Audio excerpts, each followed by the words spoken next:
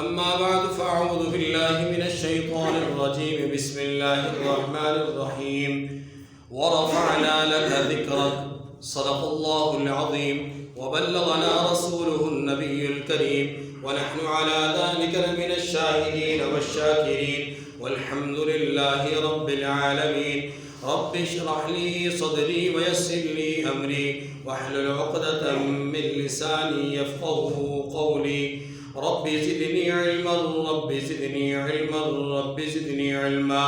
سبحانك لا علم لنا إلا ما علمتنا إنك أنت العليم الحكيم. يا رب صل وسلم دائما أبدا على حبيبك خير الخلق كلهم. اللهم صل على محمد وعلى آل محمد كما صليت على إبراهيم وعلى آل إبراهيم إنك حميد مجيد. اللهم بارك على محمد وعلى آل محمد كما باركت على إبراهيم وعلى آل إبراهيم إنك حميد مجيد.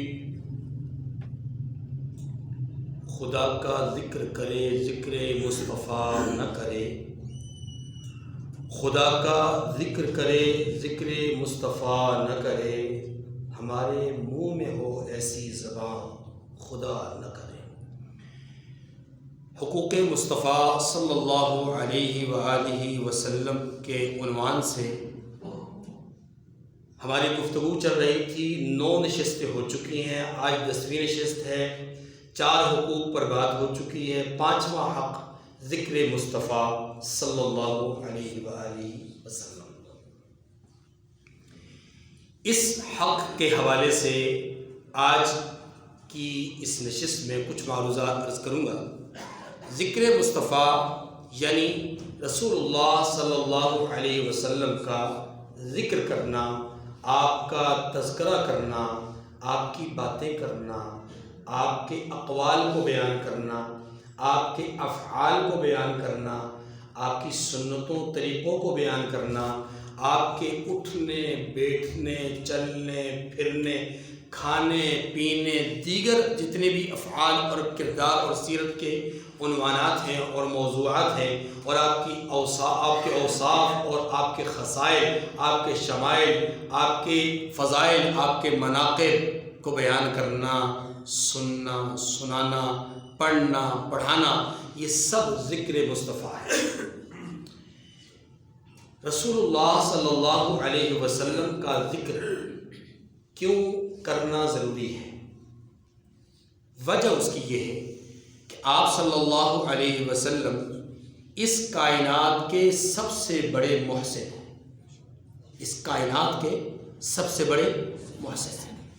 خاص طور پر امت محمدیہ کے لیے آپ کا احسان اور آپ کا وجود مبارکہ یہ اللہ کی بہت بڑی نعمت ہے، اور اس نعمت کا باقاعدہ قرآن نے تذکرہ کیا ہے. لقد من اللہ علی المؤمنین اذ بعث فیہم رسولا. اللہ نے احسان کیا ہے مومنین پر کہ جب کہ ان کے درمیان اپنے رسول کو بھیجا.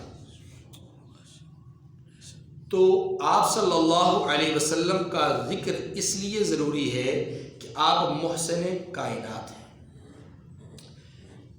آپ صلی اللہ علیہ وسلم کے ذکر کے مختلف طریقے ہیں. قرآن پاک نے ایک آیت میں بہت بڑا موضوع اور بہت بڑا عنوان جمع کر دیا ہے. وَرَفَعْنَا لَكَ ذِكْرَكَ. ہم نے آپ کے ذکر کو بلند کیا ہے. انسان کی پیدائش سے لے کر انسان کی وفات تک امت محمدیہ میں احکامات یہ ہیں، حکم شریعت یہ ہے کہ بچہ دنیا میں آئے تو نام خدا بھی ہو، نام مصطفیٰ بھی ہو. یہی بچہ اپنی مدت مقررہ پوری کرنے کے بعد جب دنیا سے جائے تو نام خدا بھی ہو، نام مصطفیٰ بھی ہو. اور یہاں پر بات ختم نہیں ہوتی. یہ نام خدا، نام مصطفیٰ صرف دنیا میں نہیں بلکہ قبر میں بھی ساتھ ساتھ ہے. یہی نام خدا، نام مصطفیٰ حشر میں بھی ساتھ ساتھ ہے، جنت میں بھی ساتھ ساتھ ہے. اور انسان کی پیدائش کے بعد جب انسان شرعی احکامات کا مکلف ہوتا ہے، اس وقت سے اس کے اوپر لازم ہوتا ہے کہ جہاں یہ ذکر خدا کرے گا وہاں ذکر مصطفیٰ کرے گا. اس کا کلمہ اس وقت تک قابل قبول نہیں جب محمد کریم کا ذکر نہیں ہوتا. اس کی نماز اس وقت تک قابل قبول نہیں جب تک کہ یہ ذکر مصطفیٰ نہیں کرتا. اس کی اذان نامکمل ہے اگر یہ مصطفیٰ نے کریم کا ذکر نہیں کرتا. اس کی تکبیر نامکمل ہے، اقامت نامکمل ہے اگر یہ ذکر مصطفیٰ نہیں کرتا. تو ذکر خدا، ذکر مصطفیٰ یہ ساتھ ساتھ ہے. اسی لیے شاعر نے بڑی اچھی بات کہی کہ ذکر خدا کرے ذکر مصطفیٰ نہ کرے، ہمارے منہ میں ہو ایسی زبان خدا نہ کرے. کیونکہ ایمان ذکر مصطفیٰ اور نام مصطفیٰ اور ایمان مصطفیٰ کے بغیر ہے ہی نہیں، مکمل نہیں ہے ہی نہیں. تو رسول اللہ صلی اللہ علیہ وسلم کے ذکر کا ایک طریقہ یہ ہے کہ ہم اپنے تمام احکامات شرعیہ میں اللہ کا حکم مانیں، رسول اللہ کا طریقہ اختیار کریں. یہ اللہ کا ذکر ہے، رسول اللہ کا ذکر ہے. کیونکہ قرآن کہتا ہے اطیعوا اللہ و اطیعوا الرسول، اللہ اور اس کے رسول کی اطاعت کرو. تو اللہ کی اطاعت یہ ہے کہ اللہ کے حکم کو ماننا ہے، رسول کی اطاعت یہ ہے کہ رسول کی پیروی کرنی ہے. قرآن کہتا ہے کہ اللہ کی ناراضگی رسول کی ناراضگی میں ہے. قرآن کہتا ہے رسول راضی تو اللہ راضی. قرآن کہتا ہے کہ رسول کو جھوٹا کہنا اللہ کو جھوٹا کہنا ہے. قرآن کہتا ہے رسول کو سچا سمجھنا اللہ کو سچا سمجھنا ہے. قرآن کہتا ہے رسول کی اتباع کرنا اللہ کے حکم کو ماننا ہے. قرآن کہتا ہے کہ رسول کے ساتھ محبت اللہ کے ساتھ محبت ہے. قرآن کہتا ہے رسول کے پیچھے پیچھے چلنا اللہ کی اطاعت اور فرما برداری ہے. قرآن اپنے ساتھ یعنی اللہ کے ساتھ رسول کو ساتھ ساتھ رکھتا ہے. قرآن نے اللہ اور رسول کو جدا نہیں کیا. اسی لیے ایمان بھی یہی ہے کہ اللہ اور اس کے رسول میں جدائی کوئی بھی نہ ہو. لیکن یاد رکھیے یہ تذکرہ ہے، عبادت نہیں. یہ تذکرہ ہے، بات کو سمجھے گا، اللہ اور اس کے رسول کا تذکرہ ساتھ ساتھ کرنا ہے. ایسا نہیں ہے کہ اللہ کی عبادت کرنی ہے رسول کی بھی عبادت کرنی ہے. نہیں، رسول صلی اللہ علیہ وسلم کی عبادت نہیں ہوگی، عبادت صرف اللہ کی ہوگی. عبادت کس کی ہوگی؟ یہ عقیدہ بھی ذہن میں رکھ لیجیے گا. رسول صلی اللہ علیہ وسلم کی اطاعت ہوگی، اللہ کی عبادت ہوگی، حکم اللہ کا ہوگا، طریقہ مصطفیٰ کریم کا ہوگا. لا الہ الا اللہ محمد رسول اللہ، یہی بتلاتا ہے. قرآن مجید فرقان حمید اول سے لے کر آخر تک اللہ کے احکامات سے لبریز ہے، تو وہیں پر سیرت مصطفیٰ صلی اللہ علیہ وسلم سے بھرا ہوا ہے. قرآن جو حکم دیتا ہے رسول اس کی اتباع کر کے عملی نمونہ پیش کرتے ہیں. تو گویا قرآن مجید کی عملی تفسیر، قرآن مجید کی عملی وضاحت وہ رسول خدا صلی اللہ علیہ وسلم ہے. اس لیے اللہ تبارک و تعالیٰ نے یہ ارشاد فرمایا وَرَفَعْنَا لَكَ ذِكْرَكَ، محبوب ہم نے آپ کے ذکر کو بلند کیا ہے. ہر چیز میں، ہر عمل میں، ہر کردار میں، ہر فعل میں رسول صلی اللہ علیہ وسلم کا ذکر اور تذکرہ وہاں لازمی ہوگا جہاں پر خدا کا ذکر اور تذکرہ ہے. انہی طریقوں میں سے، ذکر مصطفیٰ کے طریقوں میں سے ایک طریقہ ہے آپ صلی اللہ علیہ وسلم پر درود مبارکہ بھیجنا، درود کا ہدیہ پیش کرنا. یاد رکھیے رسول اللہ صلی اللہ علیہ وسلم پر درود بھیجنا، آپ صلی اللہ علیہ وسلم کی ذات عالی کے لیے یہ ہدیہ پیش کرنا، یہ صرف اور صرف نذرانہ اور ہدیہ نہیں ہے، بلکہ ایک فریضہ ہے اور ایک سعادت کی بات ہے. بلکہ عین سعادت ہے، فریضہ بھی ہے اور عین سعادت بھی ہے۔ آپ صلی اللہ علیہ وسلم کی ذات عالی پر جب ہم درود بھیجتے ہیں تو یہ درود ہمارا وہ عمل ہوتا ہے جس میں ہم اللہ کی موافقت کر رہے ہوتے ہیں۔ ان اللہ و ملائکتہ یصلون علی النبی، اللہ اور اس کے فرشتے اپنے رسول یہ رسول پر کیا کرتے ہیں؟ بھیجتے ہیں درود اور سلام۔ لہذا ایمان والو تم بھی درود اور سلام بھیجو۔ تو جب بندہ مومن درود و سلام پڑھتا ہے تو وہ اللہ کی موافقت کر رہا ہوتا ہے، فرشتوں کے عمل میں ان کا شریک بن رہا ہوتا ہے۔ یہ وہ مبارک عمل ہے کہ جس کو عالم علوی اور عالم سفلی، اوپر والے بھی اور نیچے والے بھی، ہر ایک اس عمل کو کر رہے ہیں، گویا زمین والوں کا بھی اور آسمان والوں کا بھی یہی عمل ہے، اور اس عمل میں دونوں متفق ہیں۔ اور حیران کن بات یہ ہے کہ یہ عمل صرف انسان نہیں کرتے، اس عمل کے کرنے والے صرف فرشتے نہیں ہیں، یہ عمل صرف جنات نہیں کرتے۔ وَإِذْ صَرَفْنَا إِلَيْكَ نَفَرًا مِنَ الْجِنِّ يَسْتَمِعُونَ الْقُرْآنَ، وہ یہ عمل کرتے ہیں، لیکن اس کے ساتھ ساتھ یہ بات سمجھیے، جس چیز کی زبان پر ذکر خدا ہے وہاں ذکر مصطفیٰ بھی ہے۔ یہ بات سمجھیے، یہ محض عقیدت کی بنیاد پر نہیں کہہ رہا، جذبات کی بنیاد پر نہیں کہہ رہا، ایمان کی بنیاد پہ کہہ رہا۔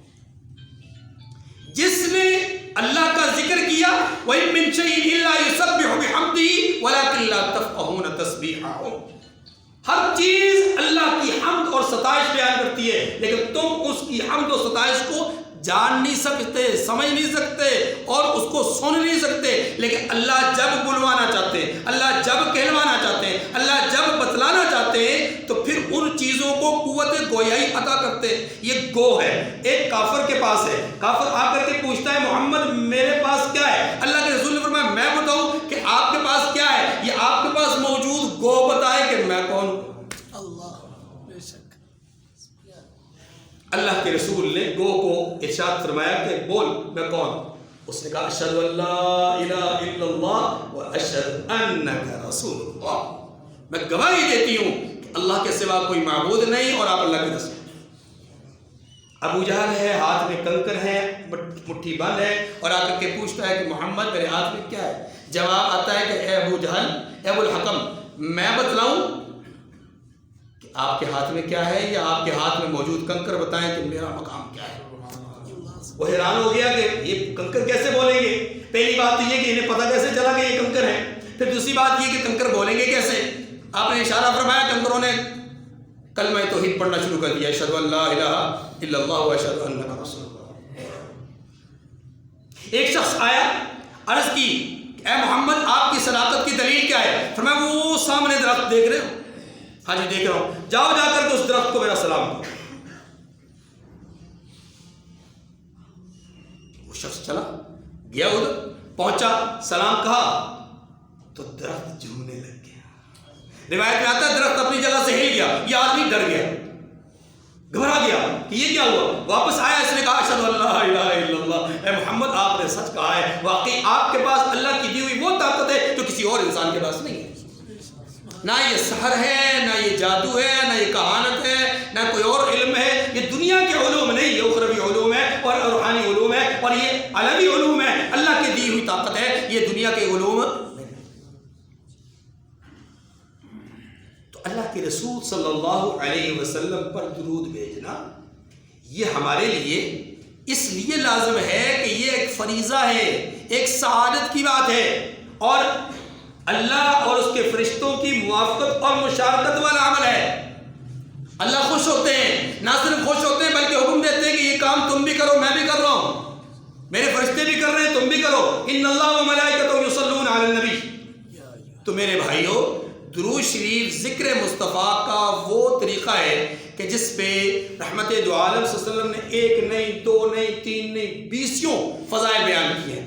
ایک موقع ہے رحمت دو عالم صلی اللہ علیہ وسلم حجرہ مبارک سے باہر نکلے، منبر پر تشریف فرما ہوئے، آپ کے چہرہ اقدس پر بشاشت، خوشی، کہ آثار نمایاں تھے. صحابہ کرام دیکھ کر کے آپ علیہ السلام کو صحابہ بھی مسکرا دیے. اللہ کے رسول صلی اللہ علیہ وسلم سے کسی نے پوچھا کہ یا رسول اللہ وجہ مسکراہٹ کیا ہے, آپ کے چہرے پر خوشی کے اتنے آثار, وجہ کیا ہے, کون سی خوشی مل گئی؟ اللہ کے رسول صلی اللہ علیہ وسلم نے فرمایا ابھی ابھی فرشتوں کی ایک جماعت آئی, ابھی فرشتوں کی ایک جماعت آئی, مجھ سے کہا کہ اے اللہ کے رسول, اے محمد, کیا آپ اس بات پر راضی نہیں, کیا آپ اس بات پر راضی نہیں کہ آپ کا امتی ایک دفعہ درود بھیجے تو اللہ اس پر 10 رحمتیں نازل فرمائے؟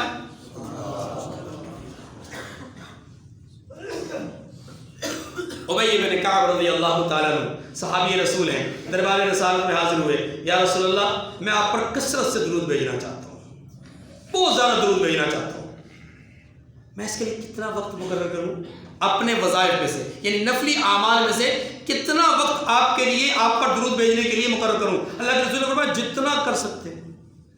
عرض کیا رسول اللہ, اپنے تمام اعمال کے مقابلے میں چوتھائی حصہ آپ پر درود بھیجا کروں 24 گھنٹے میں؟ اللہ کے رسول نے فرمایا ٹھیک ہے, لیکن اگر زیادہ ہو جائے تو اچھی بات ہے. عرض کی کہ یا رسول اللہ, آدھا وقت آپ پر درود بھیجوں, آدھا وقت دوسرے نوافل ادا کروں, ٹھیک ہے؟ اللہ کے رسول نے فرمایا ٹھیک ہے, لیکن اس سے زیادہ ہو جائے تو اچھی بات ہے. عرض کی کہ یا رسول اللہ, 2/3 وقت آپ پر درود بھیجوں, 1/3 وقت میں نفل ادا کروں, کافی ہے کیا, بہتر ہے؟ اللہ کے رسول نے فرمایا بہتر ہے, لیکن اس سے بھی زیادہ کر لو تو زیادہ بہتر ہے. انہوں نے عرض کی کہ یا رسول اللہ, پھر میں سارے نفلی اعمال کے بدلے میں آپ پر درود بھیجنے کے لیے اپنے آپ کو تیار کرتا ہوں. یا رسول اللہ, اب ٹھیک ہے؟ اللہ کے رسول نے فرمایا ہاں او بھائی, اب سن کہ تیرے اس عمل کے نتیجے میں کہ تو سارا وقت مجھ پر درود پڑھنے کے لیے صرف کرے گا, تو سن, پھر اللہ تیری ساری حاجتوں کو پورا کرے گا, تیرے سارے گناہوں کو معاف کر دے گا.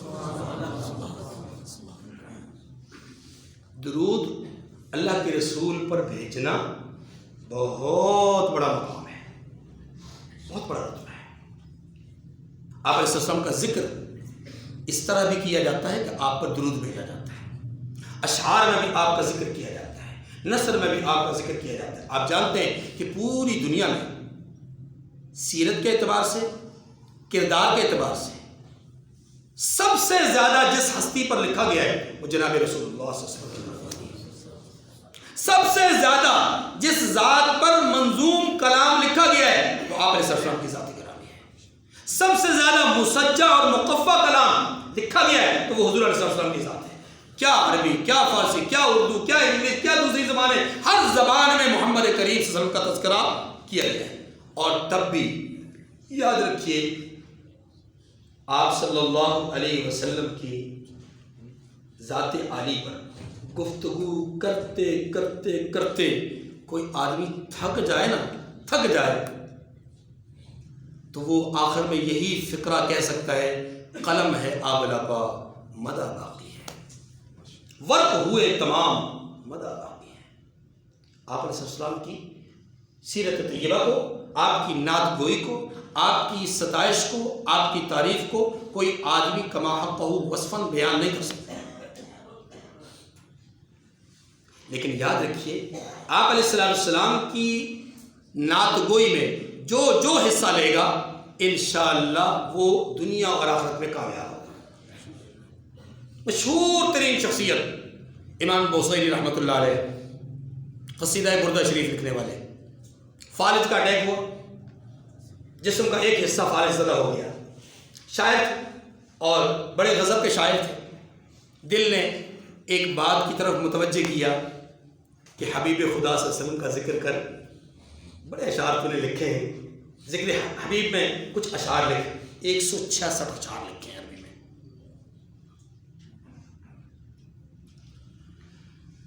جب یہ اشعار مکمل ہوئے تو اس رات کو رحمت دو عالم صلی اللہ علیہ وسلم کی خواب میں زیارت ہوئی. میں بوصیری اپنے اشعار تو سناؤ, جو ہماری خدمت میں آپ نے پیش کرنے ہیں وہ اشعار تو سنائیے. حضرت نے وہ اشعار سنائے. رحمت دو عالم صلی اللہ علیہ وسلم نے جس طرح حضرت کعب بن زبیر رضی اللہ تعالیٰ عنہ کو اپنی رضا مبارک, اپنی چادر دی تھی, کملی دی تھی, اسی طرح خواب میں امام بصیری رحمۃ اللہ علیہ کو ایک چادر عنایت فرمائی. امام بصیری رحمۃ اللہ علیہ کو چادر دینے کے بعد آپ صلی اللہ علیہ وسلم نے خواب میں ان کے وجود پر اپنا ہاتھ پھیرا. بیدار ہوئے, بےتابی میں بیدار ہو گئے, شوق ملاقات میں آگے بڑھے, آنکھ کھل گئی. آنکھ کھلی تو کیا دیکھتے ہیں, میں تو خواب دیکھ رہا تھا, لیکن اپنے دائیں طرف جب نظر ڈالتے ہیں تو ایک چادر رکھی ہوئی ہے. فوراً لگ کے اس کی طرف, تو یاد ہی نہ رہا کہ میں فالج زدہ ہوں. بڑھ گئے اور اللہ نے ان کے وجود میں کسی قسم کا راشہ, کسی قسم کی بیماری رکھی. وہ بیماری جو پہلے سے موجود تھی, اللہ کے رسول نے خواب کے اندر ہاتھ پھیرا, وہ بیماری ختم ہو گئی. کیونکہ اس کے مصطفیٰ نے محبت رسول میں وہ کلام پڑھا تھا کہ اللہ کے رسول خوش ہو گئے. میرے دوستوں, بھائیوں, بزرگوں, اللہ کے نبی صلی اللہ علیہ وسلم کی ایک سنت یاد رکھیے گا. اللہ کرے میرا اور آپ کا ایمان تازہ ہو جائے اس بات سے. اللہ کے نبی صلی اللہ علیہ وسلم کی ایک سنت ہے, اور وہ سنت کیا ہے؟ آپ صلی اللہ علیہ وسلم کو کوئی ہدیہ دیا کرتا, کوئی تحفہ پیش کرتا, تو آپ علیہ السلام اس تحفے کو لے کر کے اس کے بدلے میں اس سے اچھا تحفہ دیا کرتے تھے. یہ آپ علیہ السلام کی عام سنت مبارکہ ہے. یہ بات سمجھ میں آ گئی تھی؟ بات سمجھانا چاہتا ہوں, اللہ کرے آپ سمجھائیں. میں کسی قسم کی جذباتی بات نہیں کر رہا یا خطیبانہ جملہ نہیں کہنا چاہتا. میں جو بات کہنا چاہتا ہوں اس کو سمجھیے گا, دل کا درد لے کر کے اس بات کو سنیے گا کہ رسول اللہ صلی اللہ علیہ وسلم کی سنت مطہرہ یہ ہے کہ آپ کو کوئی ہدیہ دے تو آپ ہدیے کا بدلہ احسن طریقے سے دیتے ہیں. اب آپ علیہ السلام دنیا میں موجود نہیں.